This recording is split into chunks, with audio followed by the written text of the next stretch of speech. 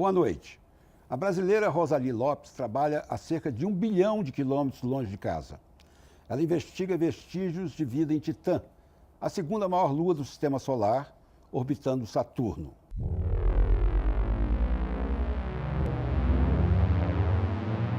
Atenção, senhores telespectadores. Apertem o cinto. Vamos pousar em Titã, a lua de Saturno, a segunda maior do Sistema Solar. A sonda europeia Huygens se afastou no espaço da nave-mãe Cassini, da NASA, a cerca de 1 bilhão de quilômetros da Terra, e agora está atravessando uma camada espessa de neblina. A 70 quilômetros da superfície titânica, já dá para avistar uma área de planaltos brilhantes e gelados. É uma terra que cientistas associam ao leito de lagos secos. Os canais parecem drenados. A hipótese é de que rios de metano correram por aqui.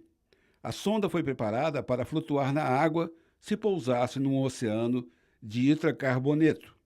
Mas agora se sabe que grandes lagos e mares estão confinados nos polos de Saturno. Lá vai ela, a Huygens, de paraquedas aberto. O pouso entre pedras redondas de água gelada é um marco na exploração do Sistema Solar. Nenhuma outra sonda havia ido tão longe do Sol até este 14 de janeiro de 2005. Estamos vendo o primeiro pouso de uma sonda em Titã, só divulgado 12 anos depois de registrado, em 2004. Enquanto desce, o relevo da Lua gelada vai ficando nítido, o cenário que seria o da Terra há 3 bilhões e 800 milhões de anos. Antes, as Voyagers 1 e 2 e a Pioneer 11 passaram distante 40 mil quilômetros de Saturno. A última visita foi da New Horizons, rumo a Urano, Netuno e Plutão. A carioca Rosali Lopes pousou na NASA em 1991. É especialista em geologia e vulcanologia, de luas e planetas. Entrou para o livro de recordes Guinness por ter descoberto 71 vulcões ativos em Io, uma lua de Júpiter. Talvez não exista vulcão na Terra que ela não tenha explorado, mas, na verdade, ela sonhava em ser astronauta. 3, 2, 1. And we have liftoff of TDRS-M with NASA's low Earth orbit operations, including the International Space Station. Now passing 45 seconds into flight. 30 seconds into flight. Now passing through max Q, maximum dynamic pressure.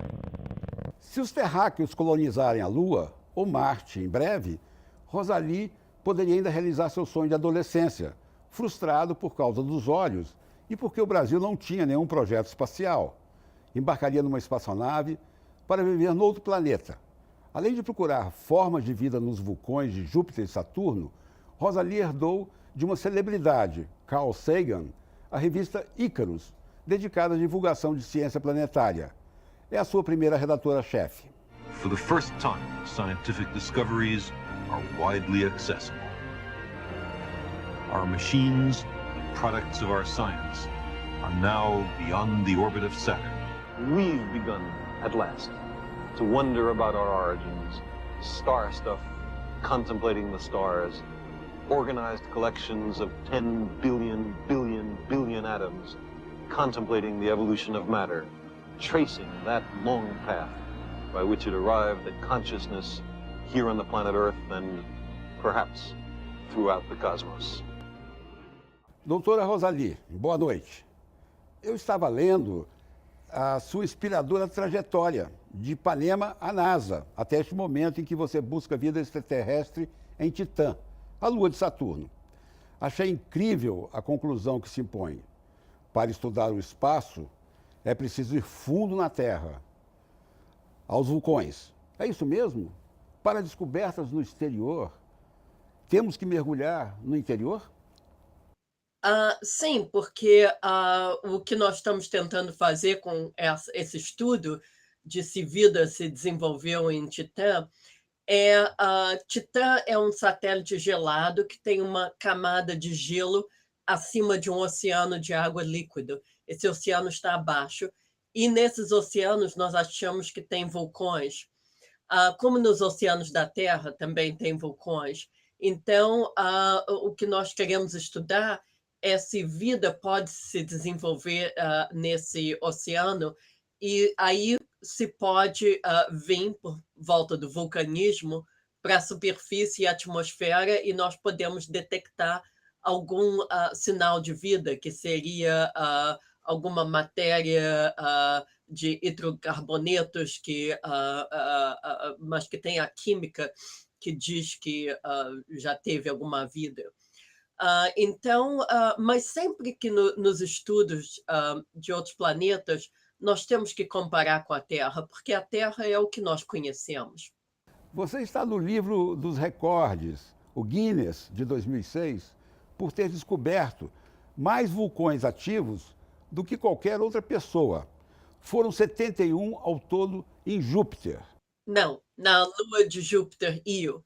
Ah, a lua Io. Você está acompanhando a erupção do vulcão de fogo na Guatemala?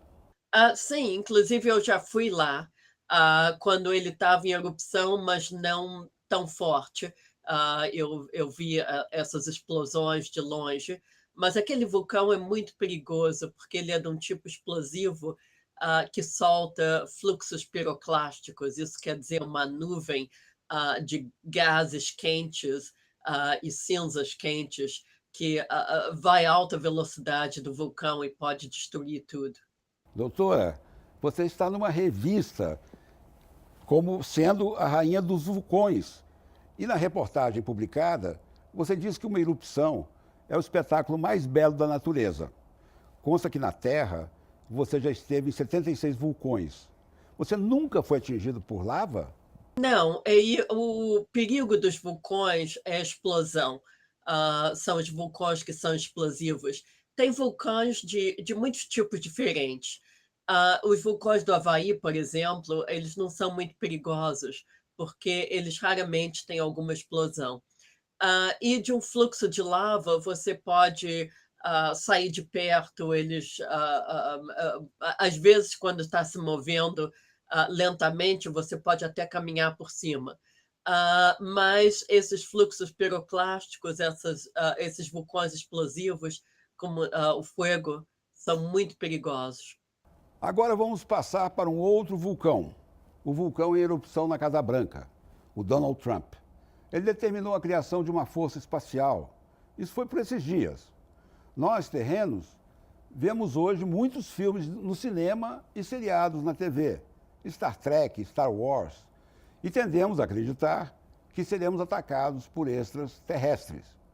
Esse medo tem algum fundamento? Até hoje nós não descobrimos nenhuma vida extraterrestre. E achamos que no sistema solar, se tiver uma vida extraterrestre, vai ser de uma forma assim de muito microscópia. Eu não posso comentar sobre o que está acontecendo na Casa Branca. Eu ainda nem li as reportagens sobre, digamos, essa força espacial, então eu não posso comentar. Mas eu posso dizer que nós estamos procurando vida em outros planetas, porque isso é uma das questões mais importantes da ciência. Existe vida em outros planetas? Pode ter se desenvolvido vida, e que tipo de vida, em que condições.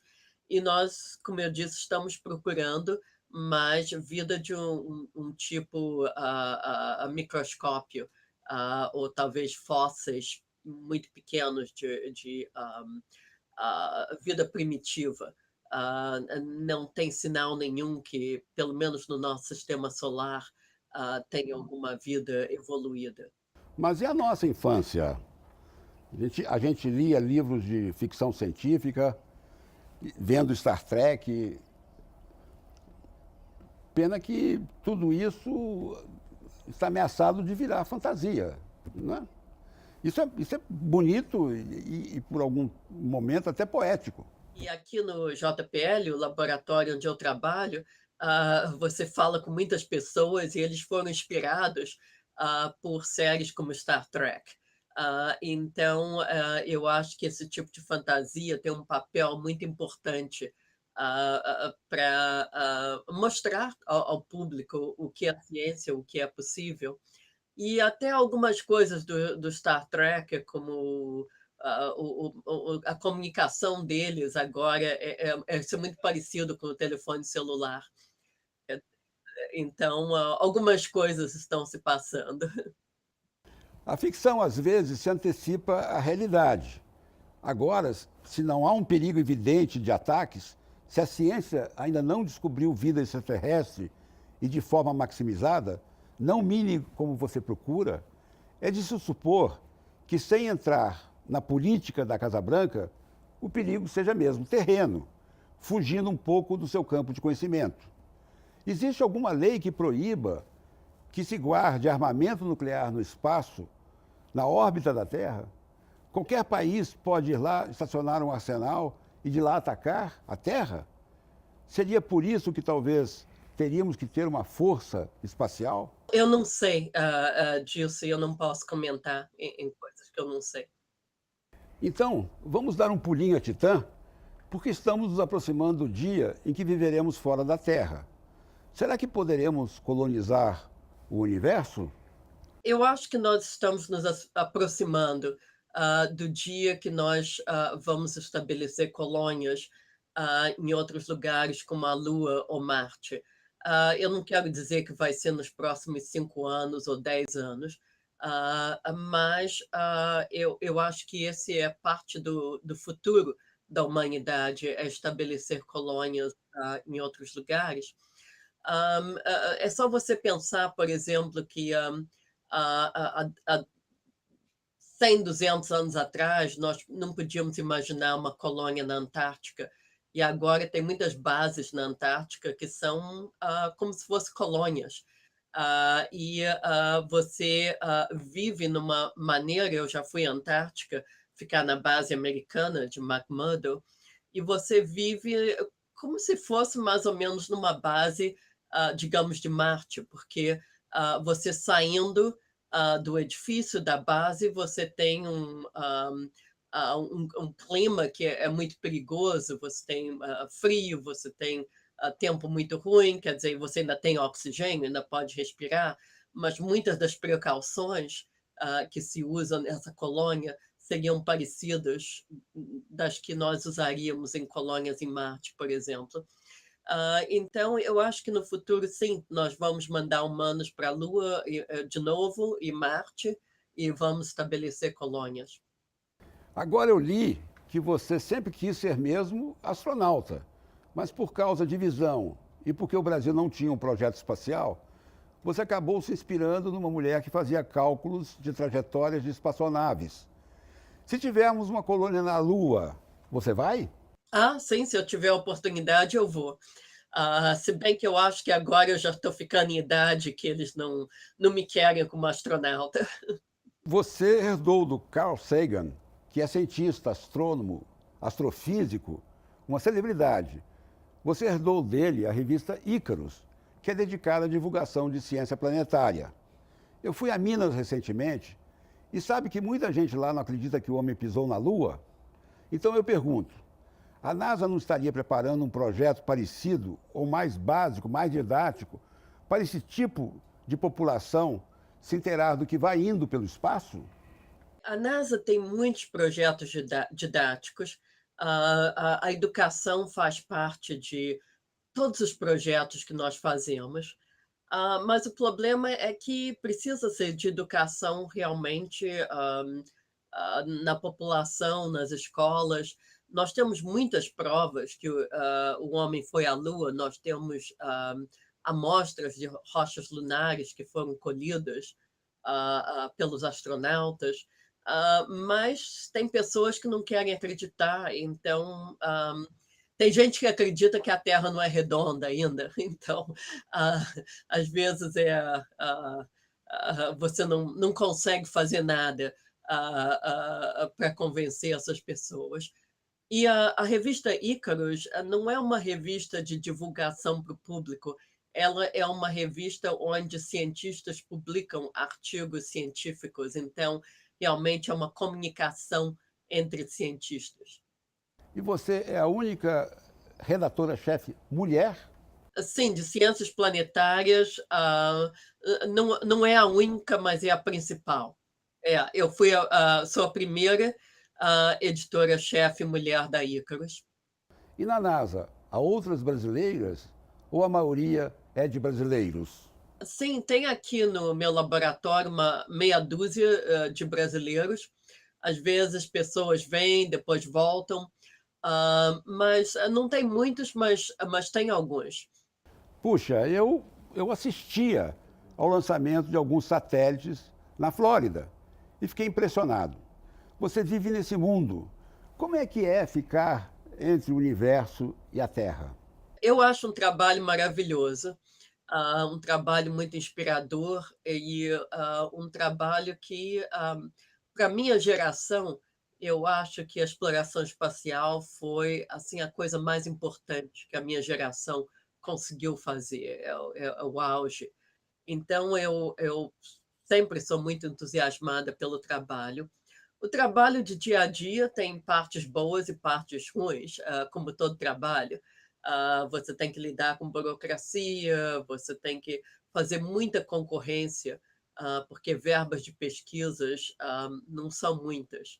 Então, você está sempre fazendo concorrências e colaborações para conseguir projetos. Por exemplo, esse projeto que eu consegui para estudar se vida pode ter se desenvolvido em Titã, foi uma de 3 propostas científicas aceitas pela NASA. Então, a concorrência foi muito grande. Mas, doutora Rosalie, como você caça vulcões em Titã baseando-se apenas em fotografias? Não é só por fotografias, nós temos muitos instrumentos que estiveram na Cassini. O instrumento que eu usei mais, ainda uso mais, é o instrumento radar. As imagens são pelo radar, mas nós temos também uma câmera, temos um espectrômetro, temos altímetro. O radar pode ser usado de uma maneira para ver a topografia. Nós colocamos muitos dados juntos para poder ver se um acidente geográfico é realmente um vulcão ou não, ou uma cratera, ou uma planície, enfim, o que for, para descobrir e ver como é que foi a história geológica de Titã. Nós já chegamos à fronteira do universo? O universo é infinito. Mas nós temos naves que estão voando agora em espaços ermos, totalmente desconhecidos, nunca alcançados, e cheios de meteoritos, e que podem até ser despedaçados em uma trajetória que não é mais dirigida, não é? Eles podem estar indo embora. Sim, a nave Voyager, por exemplo, ela ainda está mandando dados e não tem mais uma câmera operacional, mas ainda está mandando dados e já passou do limite do sistema solar. E continua funcionando? Continua funcionando. Nós vamos fazer um breve intervalo e eu já volto com a cientista da NASA, Rosalie Lopes.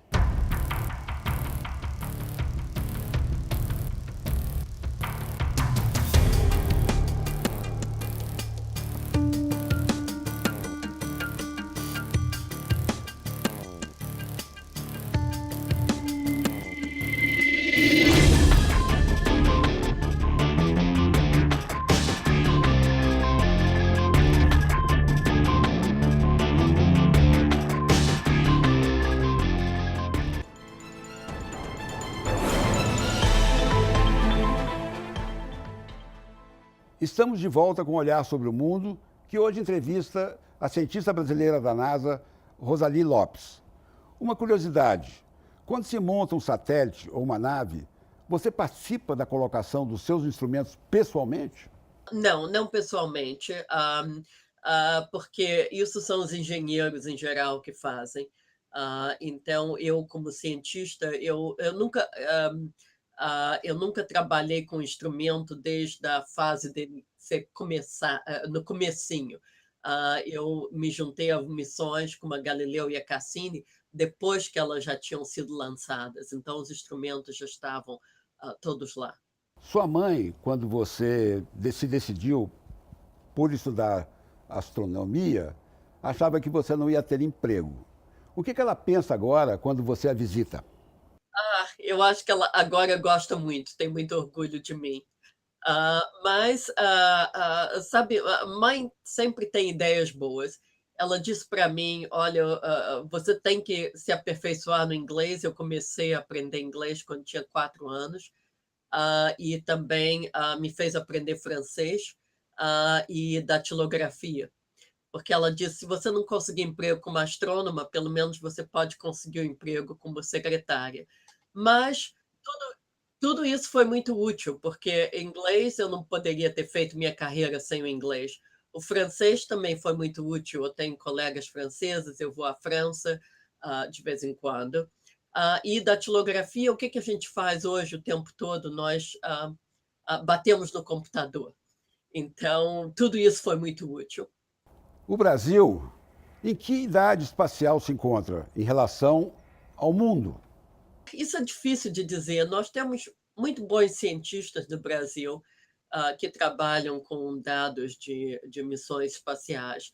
Em termos de mandar naves em missões espaciais, ainda estamos no começo, mas eu acho que agora é possível o Brasil, digamos, construir instrumentos que podem ir em naves estrangeiras. Então, eu espero que, sabe, no futuro o Brasil possa mandar missões a outros planetas.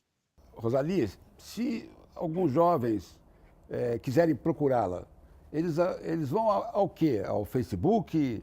Ou você quer dar um endereço para eles? Eu tenho Rosalie Lopes no Facebook e eu faço muitos posts, né, que são públicos. Eu estou chegando ao meu limite de amigos que se pode ter, mas eu procuro divulgar coisas da NASA e de ciências no meu Facebook. Twitter ainda não estou usando muito, mas estou começando a usar mais. Eu tenho a impressão de que eu li que a NASA voltaria a ter voos tripulados este ano. E lá estão os russos também. E tem outras nacionalidades. Ela pode mandar astronautas, eu acho que ainda esse ano, para a estação espacial. Mas esses são digamos, os voos tripulados. Os astronautas estão indo para a estação espacial ainda. Foi onde o nosso astronauta foi, o Marcos Pontes, ele foi à estação espacial. Sim, ele vive viajando pelo Brasil e se apresentando às crianças que são malucas para ver um astronauta de perto, né? Ele tem cumprido essa função. E é muito importante isso para inspirar a nova geração. Eu acho que o espaço e as missões ao espaço são uma forma de realmente incentivar os jovens a estudarem, principalmente estudarem ciência, informática, tecnologia. E isso são áreas de muito crescimento. Marte tem vulcão? Vocês vão saber porque se a NASA encontrar vida microscópica, digamos, em Marte ou em algum outro lugar, vai ser a maior notícia do mundo em muito, muito tempo. Nós temos o caso de um menino de 7 anos que ganhou agora um prêmio da NASA, porque escreveu um trabalho e ainda fez um jogo de internet, de computador. E acho que também um filme sobre uma viagem ao espaço. Ele vinha aqui ao programa, mas a vida dele hoje está regrada pela mãe para que ele não se distraia da escola por ofertas de aparecer, publicidade. Eu também acho que está certo. Bom, doutora Rosalie, eu quero lhe agradecer muito ter estado com a gente aqui esta noite. Para nós foi muito importante conhecê-la e vamos dar, com a sua permissão, o endereço de sua página do Facebook para que os jovens que quiserem encontrá-la escrevam e quando você achar vida extraterrestre, e mesmo que microscópica, avise a gente. Nosso tempo aqui na Terra acabou e eu agradeço a cientista brasileira da NASA, Rosalie Lopes, que topou essa conversa apesar do fuso horário e da distância que nos separa. Muito obrigado pela sua companhia. Um Olhar sobre o Mundo volta na próxima segunda-feira, às 15 para as 10 da noite, depois de conversa com Roseanne Kennedy. Tchau!